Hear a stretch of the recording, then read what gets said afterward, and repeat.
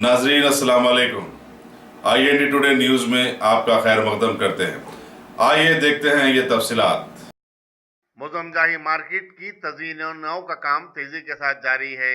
Chief secretary SK Joshi ने आज इन कामों का मुआयना किया और अपनी खुशी का इजहार किया। उन्होंने कहा कि तारीखी इमारतों का तहफ्फुज किया जाना चाहिए क्योंकि यह महजिब समाज का विरसा होता है। यहाँ यह बताना जरूरी है कि प्रिंसिपल सेक्रेटरी बल्दी नज़्म अरविंद कुमार की खुसूसी दिलचस्पी के सबब मोजमजाही मार्केट की तज़ीनों का काम शुरू किया गया।